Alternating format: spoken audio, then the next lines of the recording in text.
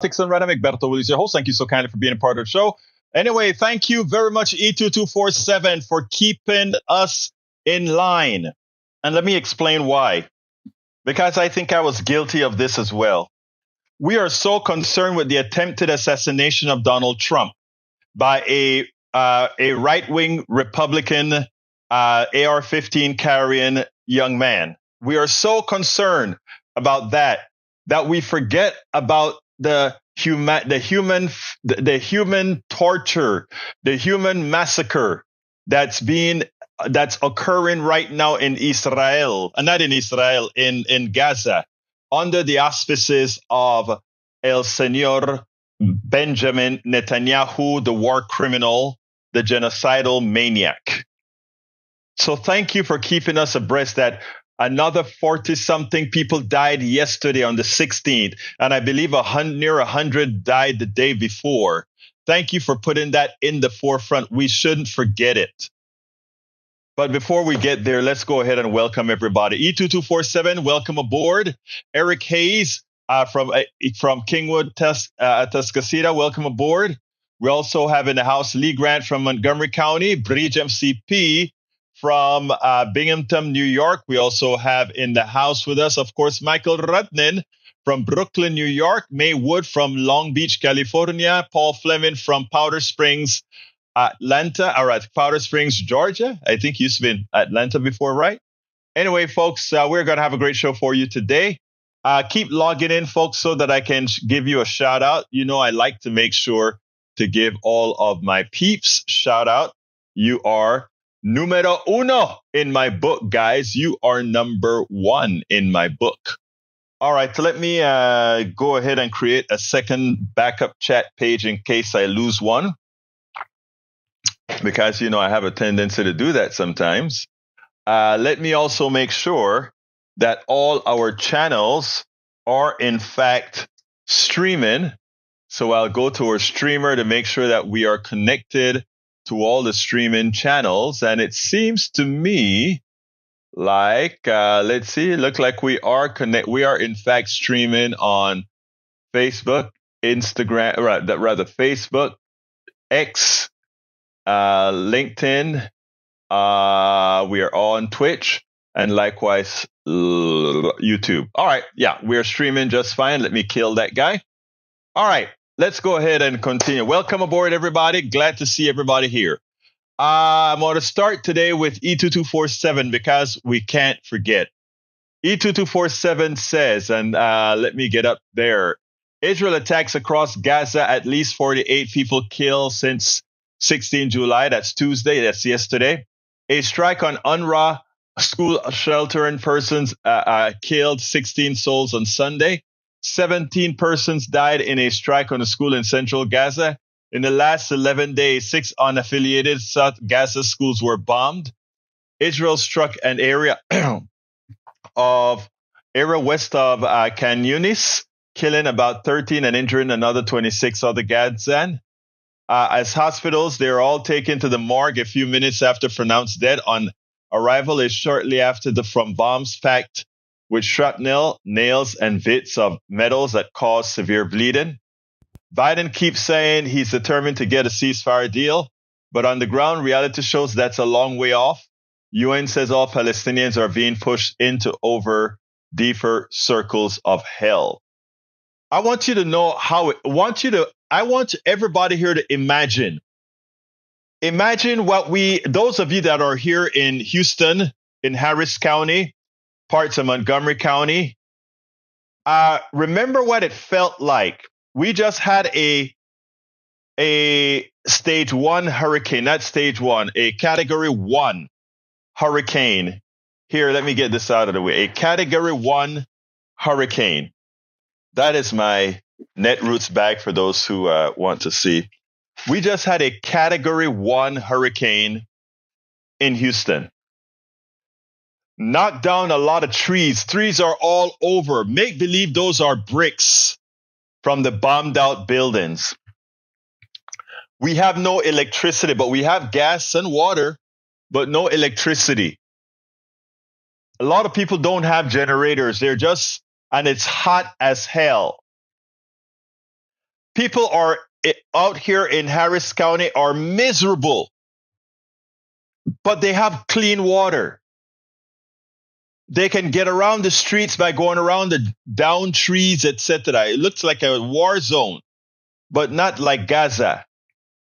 And what is happening in Gaza is 10, 100, 1,000 times worse, as we have dead people under those buildings, as we have dead people, the smell of dead people that we can't see all around Gaza. And the bombs keep coming. It's like having the hurricane every day, day in and day out, day in and day out.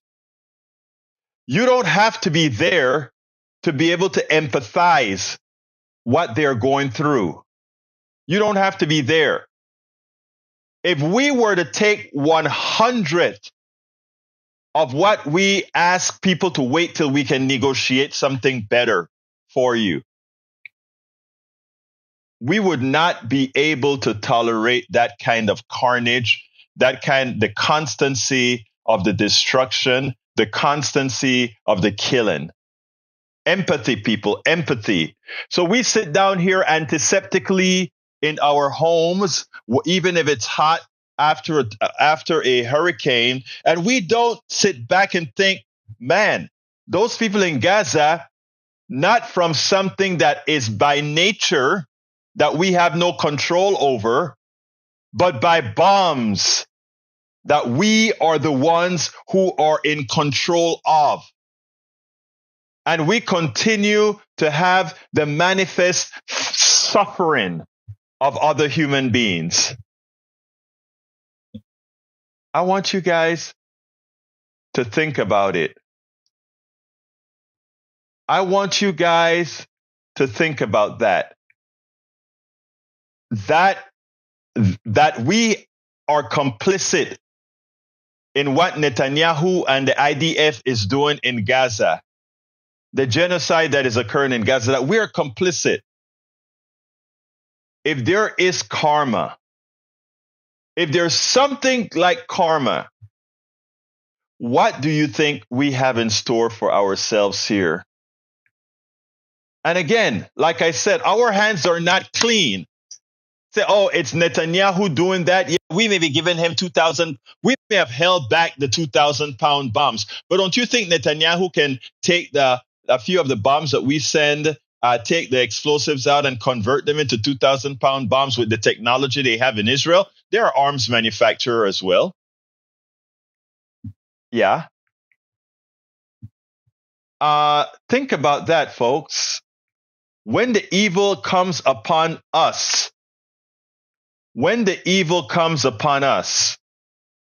God help us. Because these are things we have done ourselves. People have say, well, it's Netanyahu doing that, it's Israel doing that, even if they're using some of our military equipment. Well, no, we did this in Panama as well. And it wasn't Netanyahu doing it in Panama. We did this in Panama. We did this in Iraq. We indiscriminately bombed and killed thousands and thousands of innocents as well. So we don't have the moral authority to complain. All we can do is atone. And our atonement can mean stop the arms going forward. We can't fix what we did in the past other than reparations and restitution. But we can say no más, no more killing. Stop the killing. Thank you for bringing that awareness, E2247, to allow me to go off on my rant. All right, let's say Michael Rudden says, Egberto, I keep seeing commentary about who's responsible for triggering the Trump shooting. So here's a reminder from 2020 about Trump and stochastic terrorism. ABC News from 2020. President Donald Trump insists he deserves no blame for division in America. No blame? ABC News finds 54 cases invoking Trump in connection with violence, threats, alleged assaults, and other criminal cases.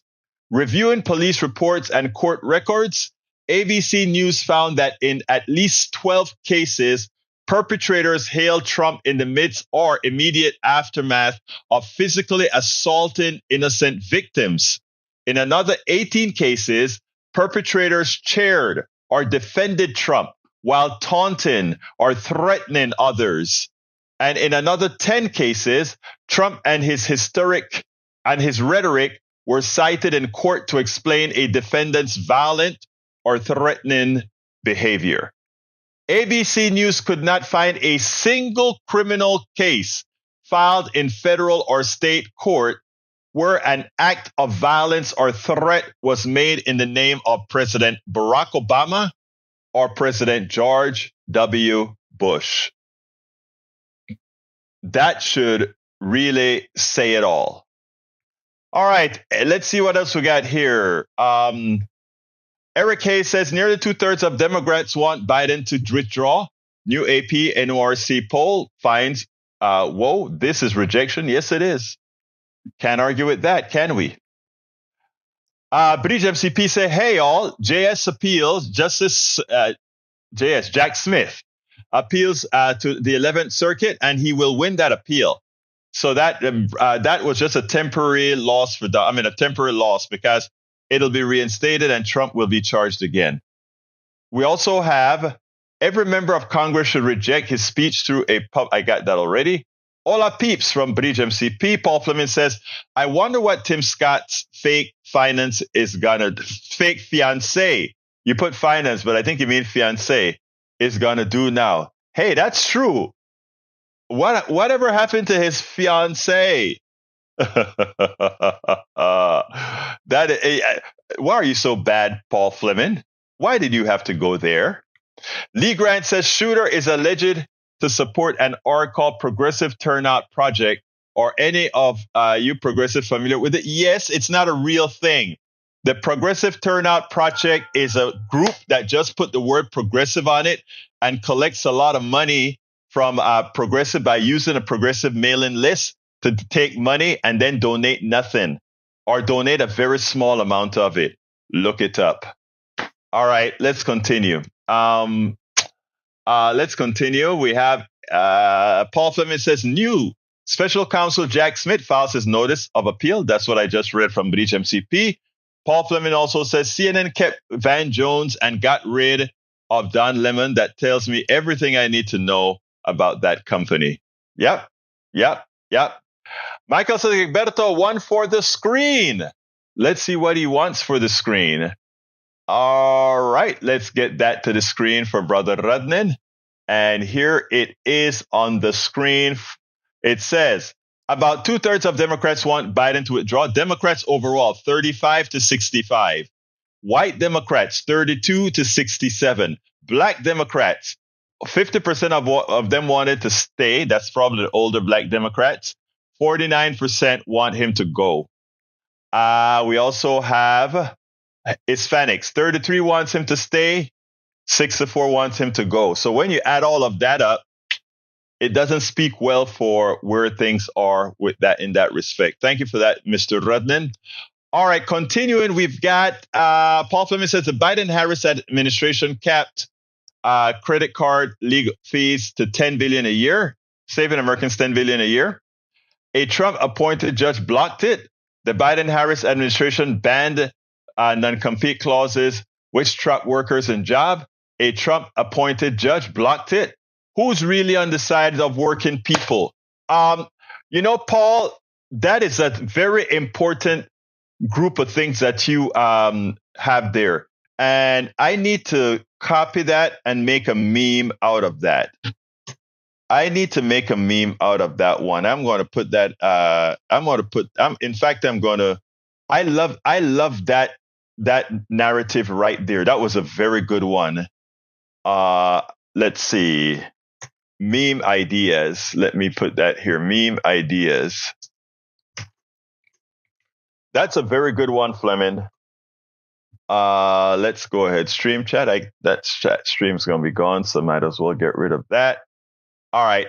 Thank you for that, Paul Fleming. That's a very good one.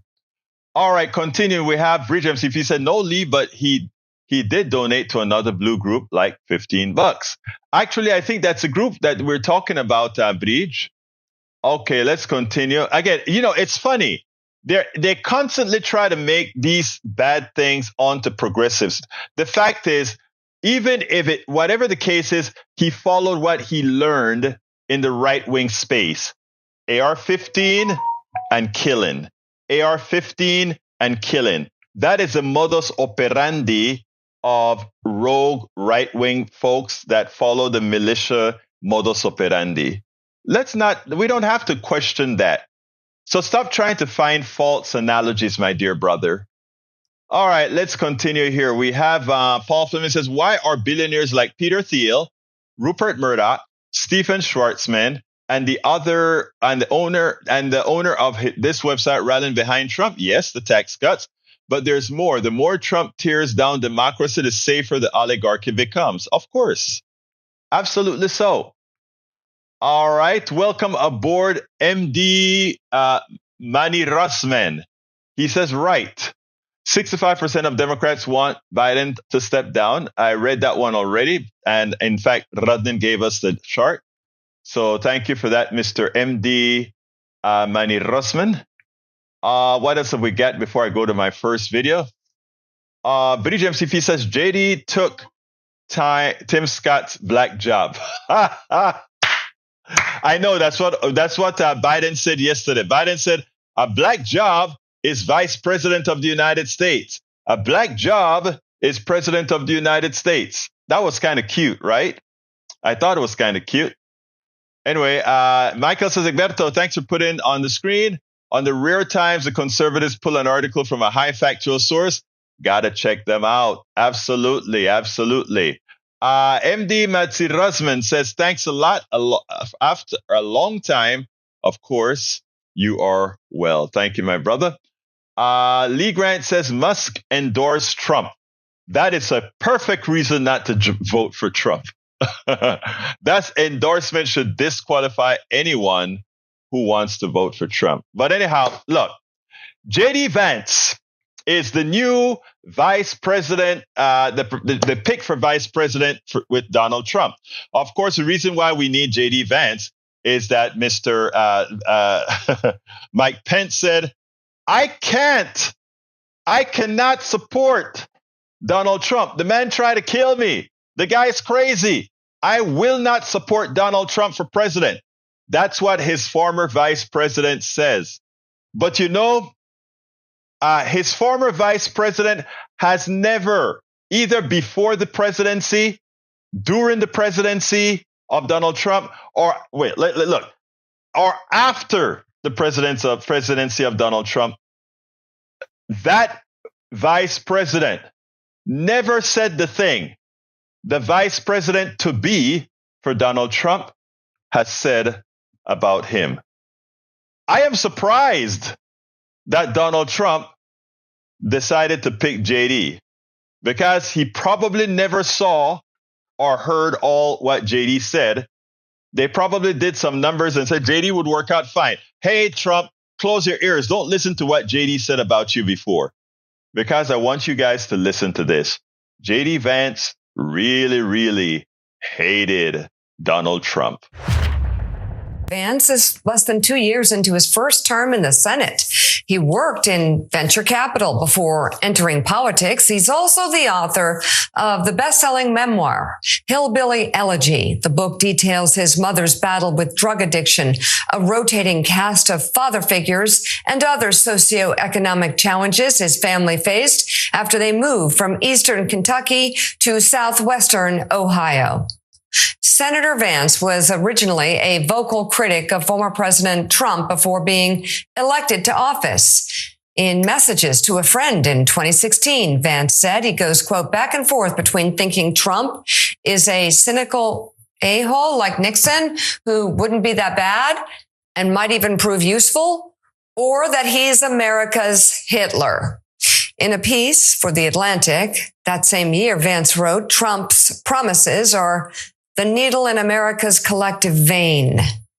Trump is cultural heroin. He makes some feel better for a bit, but he cannot fix what ails them.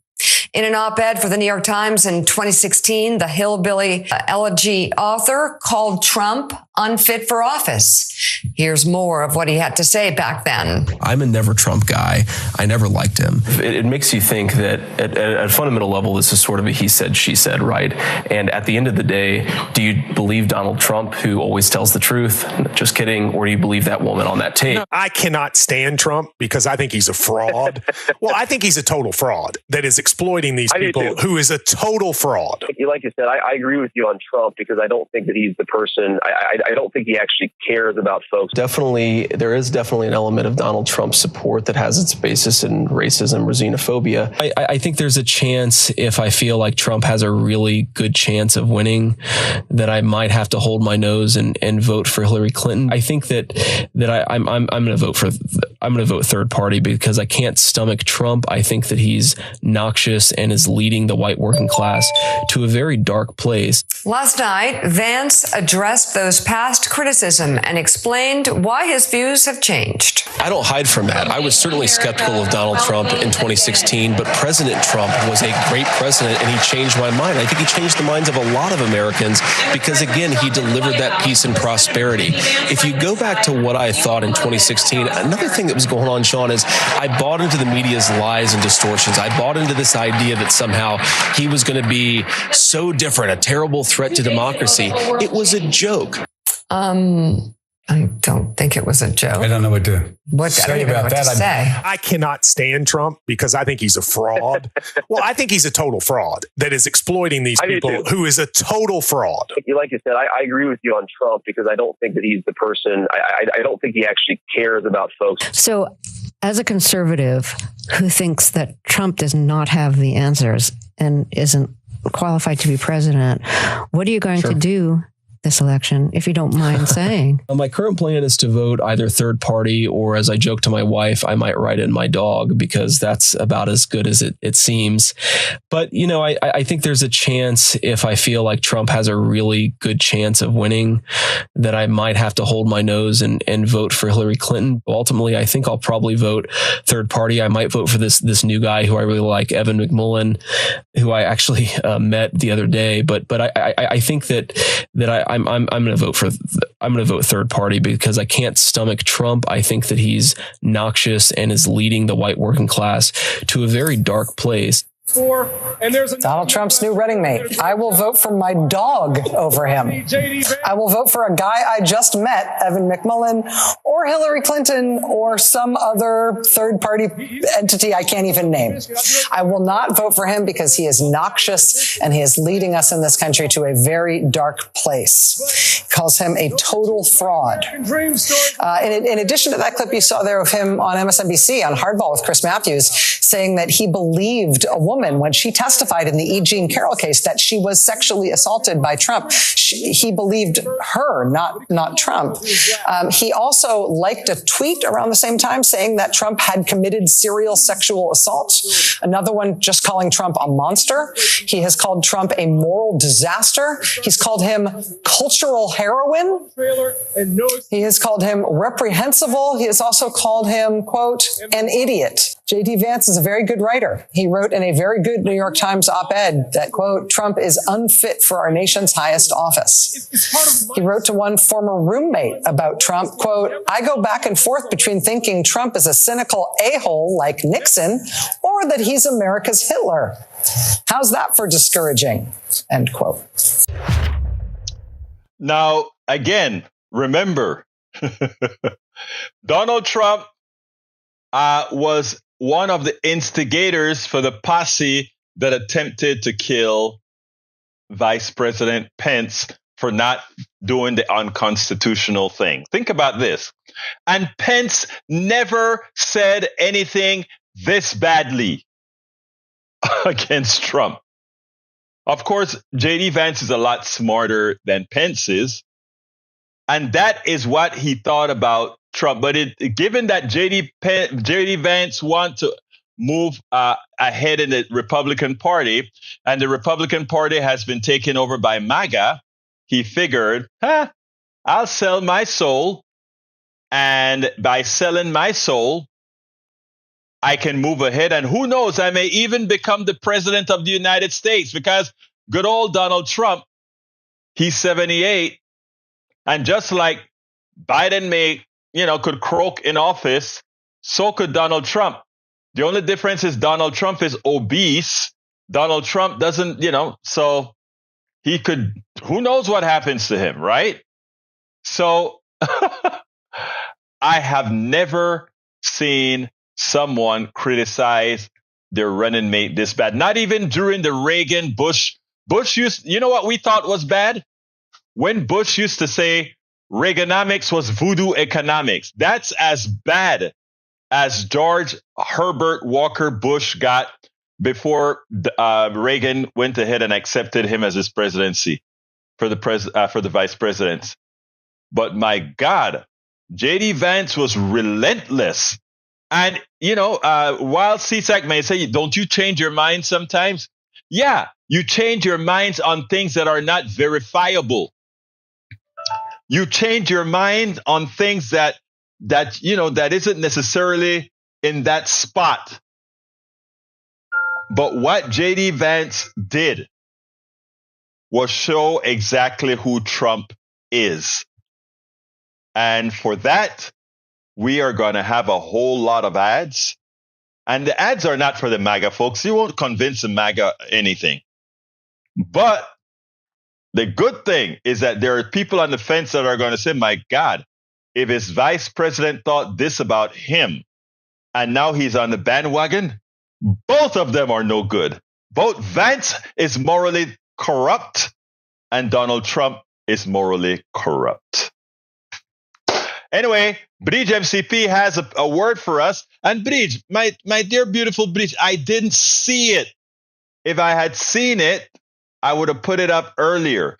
It says, avoid those who play the victim role for issues they themselves have caused. Enough said. That's all I got to say. Enough said. All right, let's see what else we got here. Lee Grant says, Vance has evolved. Politics made strange bedfellows. That's very true, Brother Grant. Let's see. Eric says, don't you think it is smart bringing the Never Orange Man crowd around Vance and Haley and DeSantis? I think maybe progressives are scared that one side is now unified. No, I would like them to be all unified. When they're unified, it's easy to beat them all with one stone, right?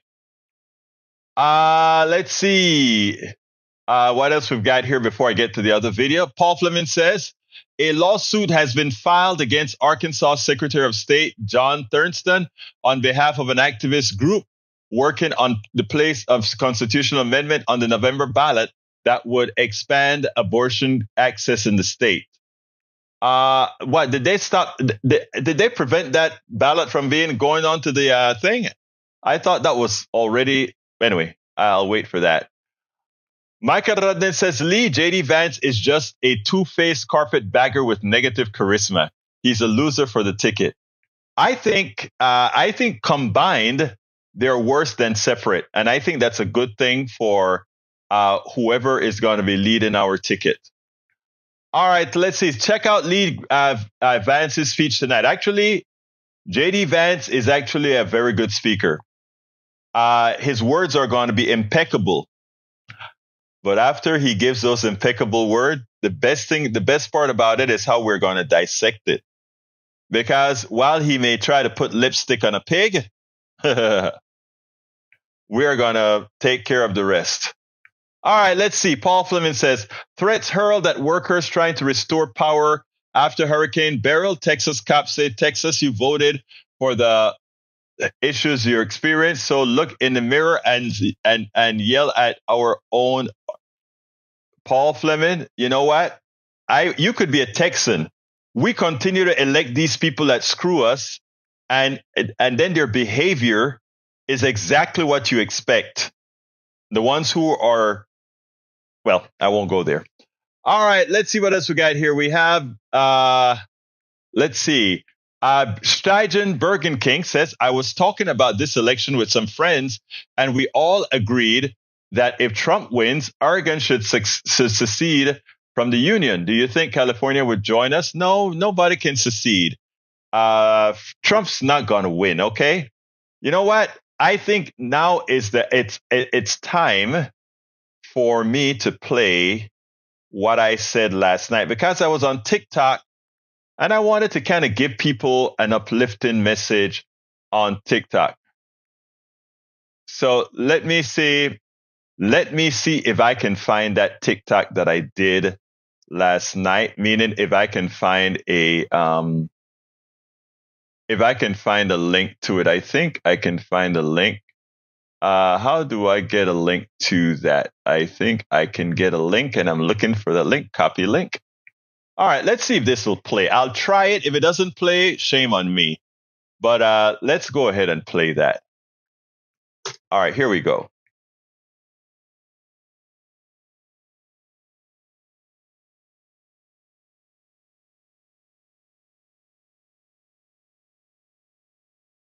I think I may have to do a little something else to get it to play. Maybe I'll do that. Let's see if that works.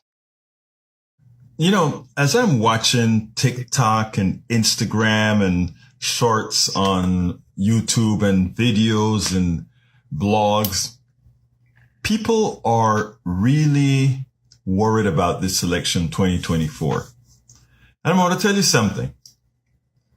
I had not been worried all along, even after the debate that Biden screwed up, even as I spoke about, maybe we should have a change of the tickets or maybe not. I don't know.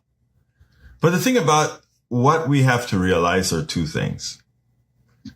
Republicans have not won an election in several cycles. In fact, if I recall the last 8 elections, Republicans only won the majority of the population once. Because we are not really a democracy, to win, for progressives to win, for liberals to win, for Democrats to win, you have to win by so much more than Republicans. But you know what Republicans did? They pretty much laid a pathway for us to win and win big. So while we are here concerned and worried about whether Biden is going to win or whether Democrats are going to win or whether we're going to keep the Senate and the Congress, which we must keep the Senate.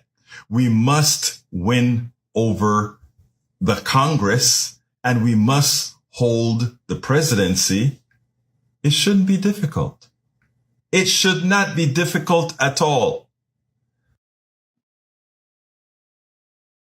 The Republicans with their arcane policies, with what the Supreme Court has done to women, with what the Supreme Court has done to workers, with what the Supreme Court has done to all of us by the Chevron bill, where it means the corporations get to forget about regulations and for all practical purpose infect us all. It's not going to be a difficult election. And it really should be a landslide. What we have to really do is talk to people. You know, I'm not talking to MAGA. I talk to MAGA, right? But I'm not MAGA can't win or lose this election. Or rather, MAGA can't win this election. We can win or lose this election. We lose by not showing up. We win by showing up. You know why?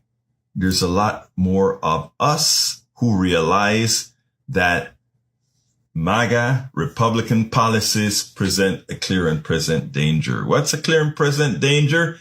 It's not good for us. So we need to get off the bandwagon of fear and worried about Biden and all of that, and know one thing: no matter who's at the top of the tickets, no matter what happens, just get all the people you know to go vote. And if everybody votes, there's not a chance in hell we don't have a landslide election from top to bottom. You know why the Republicans and MAGA have this bravado about winning and they have it in the bag and all of that? It's the okie doke. It's about convincing you that don't even bother voting because we got this. That's the biggest poker face that they got. They depend on you believing that. You take a look at their convention. I have friends calling about the convention saying, oh, we've lost it. We've lost it. Have you heard them? The funny thing about it is the convention is a plethora of lie over lie over lie. That's easy to dispute. That is easy to correct. So spend a little time having some coffee with your friends and just tell them, go out there and vote. Call them up as we early vote. Call them up as it's time to go to vote. Take them for a vote. Whatever state you're in. It shouldn't be a close election. And what will stop us is fear. Fear of losing. You know, we haven't lost in a long time. Because we're not a democracy, we have lost the presidency and the House. But the only way for us to lose is when we don't vote. Get out the reason. You know, even in Kansas and all these red states, when it came to the abortion bills, the polls said one thing and we won it all by a landslide. In 2020, in 2021, in 2022, we've been winning. And you know why we've been winning? Because we've been going out to vote. So don't fear. This stuff about the economy doing bad, let's look at the real numbers. Look at how things really are. Inflation, you know, we know who really caused it. The failure of Trump to control the pandemic in the beginning, but that's all academic. We all know what we need to do. If we vote, we win. There's no fear. For all those people that are agnostic about voting, for all those people that are fearful about, I don't want to vote, it doesn't make any difference, let them realize that they're allowing their minds to be enslaved by the okie doke that the Republicans are playing on them, that MAGA is playing on them by letting them believe there's no point, we've got this. They don't. And they know it. They know it. But they also have a good poker face. So stop worrying. Just go out there and vote. Stop worrying, really. I have a lot of faith in all of you. Really, stop worrying. Don't worry about Biden. Don't worry about any of that. Whether Biden is there or not, immaterial. Just go vote. You vote, we win. Again, you vote, we win. There's a hell of a lot more than us. There's a hell of a lot more of us than them. Remember that. And this is not wishful thinking. This is a statement of fact. Positive affirmations. You know, I did that probably one or so this morning. Here is the link. I think that's a link. That is a link right there. I'm going to turn it into a YouTube later on today because I got a lot of kudos from a lot of people told me that it made it positivized their life after that. After listening to that, I got a lot of direct messages there on TikTok on that one. But and you have to. And the other thing that we have to remind folks is we have to remind folks that are considering voting for Donald Trump that many always like to talk morality and leading by example and who to support, etc. Remember what these people who vote for Donald Trump are telling their kids. They're telling their kids that it's okay to support and vote and have this country led by a rapist. They're saying it is okay to have this country in the hands of a thief. They're saying that it's okay to have this country in the hands of somebody who cares little about women. It is okay to have a person in the presidency who just simply knows how to lie. Remember that. Remember that. All those things, once you drag that thing down for Donald Trump, how do you look your child in the eye when that child lies to you? When that child commits some sort of a crime? When that child turns back and look at you and say, but ma or dad, you voted and you supported and you paid into the MAGA fund. You supported this guy with the red hats and all these things. You supported a guy who pulled on women's crutches. You supported a guy who stiffed his employees. You supported a guy who lied and lied and lied. So why can't I do that, Mom? Dad? I mean, if you support him, aren't those behaviors okay, Mom? After all, yes, he harmed a lot of people, Ma. So remember that. All these evangelicals, I mean, that's why the evangelical churches, except for the cultists, is going to hell, right? Because the consistency isn't there. We want to live a moral life. We want you to honor your wife. But Trump was with a prostitute while she was pregnant. So remember what you're voting for. You have lost all. Anyone voting for this guy has lost completely the ability to look into their kids' eyes and say, do what's right. Because you have taught them to do what's wrong.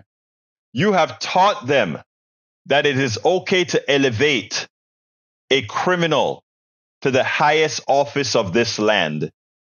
That's what you have said. So if the president can be such a criminal and be held in favor to run the richest country, the most powerful country in the world, what is your kid doing a little something silly? What is your kid ripping off a few things here and there? Remember, folks, what your vote means. Remember, if Obama had 3 baby mamas, if Obama said the things that he said about women, if Obama stiffed his employees, if Obama stole from a charity, if Obama created a fraudulent university, I wonder what right-wingers would be saying. He would have permanently excommunicated himself from the ability to ever become president of this country and for any political office for that matter. So folks, remember that. All of you out there.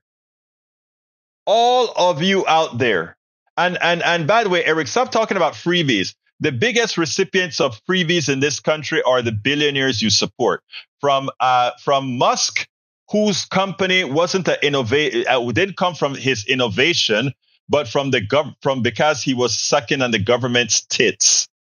That's how Elon Musk made that car. And now that he's trying to make it into a viable business, he has failed with an inventory that can be seen from space. He ain't all that smart. He ain't all that smart. But you know who's making very good electric cars?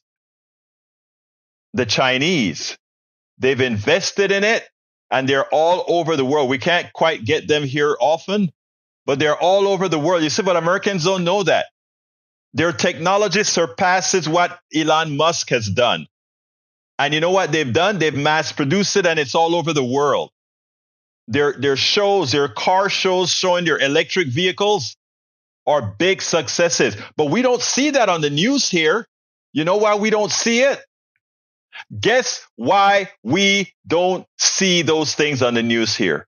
It doesn't compute. In Jamaica, you can get a whole lot of those little cars, small cars like small sedans, Chinese electric cars, and you see people buying them for $16,000, $17,000, $18,000. But we are glory, glory, hallelujah as we fail, right? So let's be clear here, buddy. Let's be clear. All right, I got another video to show you. This one here is about Trump's economy. For those of you who are waiting for Trump's economy to be a success, Trump's economy will be a failure because the internals of what he wants to do makes it clear it would be a failure. Not so says Egberto, but so says 16 Nobel laureate. Here we go. Truth time. Turn up the volume for this. Tonight, a new warning about the stakes this November. 16 Nobel Prize winning economists say that if former President Donald J. Trump wins, quote, his plans will reignite inflation and cause lasting harms to the global economy. And Jeffrey Sonnenfeld of Yale, who works with thousands of business leaders every year, he pointed out that the business community has not embraced the former Trump in no way, shape, or form. In fact, no one Fortune 100 CEO has donated to Trump this year. Joining me now to discuss two of my faves, Wall Street financier Steve Ratner. He's an op-ed contributing writer to the New York Times, but you know him as the Morning Joe economic analyst. And Andrew Ross Sorkin is working an extra long day co-anchor of CNBC Squawk Box and founder of the New York Times Deal Book. Let's start with these economists. They say that Trump's policies could cause an inflation bomb. What do you think about that, Steve? Yeah, look, there's a lot of risks here. Trump is talking about extending his tax cuts, which means massive deficits. He's talking about tariffs, which add enormously to inflation. Tariffs are paid for by consumers, not by China, not by companies, as Trump would like people to think. And it's all in all, it's a completely irresponsible economic policy that people have not yet completely focused on. Hopefully, this is the beginning of people starting to pay attention. Andrew, you interview business leaders every day who like to understandably complain about inflation. Yep. They're not crazy about Lena Khan. They don't necessarily say that President Biden is business friendly. But when you've got 16 Nobel Prize winners saying Trump's policies will be a disaster, how are the business Trump enthusiasts going to respond to this? Well, the Trump enthusiasts, I think, actually just look away is what the Trump enthusiasts do. I think that those who are a little bit more with the program look at this and say, this is not a good thing. I think the hardest part about this is that to the extent that CEOs are trying to figure out what's happening here, they can look at these numbers and say the inflation piece just on its face would be terrible. We spend a lot of time deconstructing the news, trying to parse it into a form that everybody can understand. We try to find. So yes, folks, his economic plan will do exactly what he did the first time, and that is destroy the economy. The thing about it is it takes years for some of these things to take effect, right? And it takes years to clean up the mess. It always seems like we always have to bring in a Democrat after a Republican fiasco to clean stuff up. Obama had to clean Bush's mess up. Clinton had to clean Bush daddy messes up. And Biden had to clean Trump's mess up. It is just a constancy of mismanagement. Anyhow, I want to end with this. Young people, boomers and others have wronged young people. And this book says it all. I want you to check this out, and then we'll take it on the other side. The system is rigged. So if you got $1 million, great. If you got 5 million, 10 million, even better. Life gets easier because the way our tax system's set up. Yeah, we have a very progressive tax system until you get to about the 99th percent. And essentially the people who get most damaged by our current tax code, it's lower and middle income households. Their taxes have gone up slightly because of consumption, but not because of federal. The people that really get hurt are what I call the workhorses. And that are people who make an exceptionally good living, but it's all current income. And they live in a blue state. They might be paying 50 to 54% tax rate. I bet some of those people are on around this table right now. But if you can make the jump to light speed and invest in assets, stocks, housing, then your tax rate plummets. So in America, we've decided to try and create a super class of billionaires. And then if they win the gold medal, we're going to give them the silver and the bronze. Two biggest tax deductions, capital gains and mortgage interest. Who owns homes and stocks? People my age. Who doesn't know? Who rents and makes their money from current income? Young people. So we've decided that the wealthiest people in the world should get exceptionally more wealthy. Minimum wage stuck at $9.25. Stock market is screamed up. The average 70-year-old is 72% wealthier than they were 40 years ago. The average person under the age of 40 is 24% less wealthy. We are purposely transferring more wealth from the poor and middle class to the upper class to the super rich, and from young to old. And you say in the book, which is true and alarming, but let's say a 30-year-old American in America right now is doing no better than his or her parents. Then that's a new thing in American history that you would think over time, we want to do better than the next generation, than the last generation. It's not happening anymore. I think it all ties into what we're talking about on campuses. For the first time in our nation's history, a 30-year-old man or woman isn't doing as well as his or her parents were at 30. That is the social compact breaking down. People aged 30 to 34, 60% of them in 1990 had one child. Now it's 27%. People are opting out of America. They're not optimistic about it. They're not having kids. Young people aren't having sex. They're not meeting. They're not mating. The pool of emotionally and economically viable men shrinks every day, which lessens household formation. So we have a real issue. Young people are enraged. So it turns every cut, every movement into an opportunistic infection because, quite frankly, they are just pissed off. They look up, they see wealth, exceptional wealth across my generation and people in certain industries, and they are really struggling. Their purchasing power is going down, and the incumbents create artificial scarcity on campus. We take pride in rejecting 90% of our applicants. So the incumbents who already have a degree see their degree go up in value. We get very concerned with housing and traffic once we own the housing. Housing permits are sequestered from young people. Housing prices have gone from $290 to $420 in the last 4 years. So a young person, a house, stocks that I don't own skyrocket in value. Let's have COVID relief and flush the markets and take assets way up, because if 1 million people dying would be bad, it would be tragic if I got less wealthy. And we're doing it on their credit card. Young people have every reason to be enraged, and every issue they see, they look up, they get angry, and they see someone doing better than them. And then every day it is speedballed in their face that they are failing, that they are not doing as well as everyone around them. We have lost the script. Our kids are more anxious, they're more depressed, they're more obese, they're more addicted. And we have made a purposeful decision to let this happen by ensuring the people around this table stay wealthy at the cost of young people. That nails it. And that is what we have to fix. That is what progressives are working on. And we've done a good start with the Biden administration. It is something we've got to continue. If Donald Trump comes into power, that will pretty much stop it all. It will go right back to the oligarchy taken in. So anyhow, folks, we are coming close to the end of the program, and I'm just going to ask for two things here.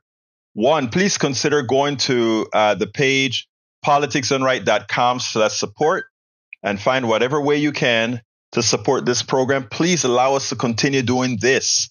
It's so important, especially when you listen to see how ill-informed so many of us are. What we try to do is present truthful information, making sure that people are, in fact, educated. I'd like for as many as you can to subscribe to the newsletter, politicsdoneright.com/newsletter. politicsdoneright.com/newsletter. Please become a paid subscriber.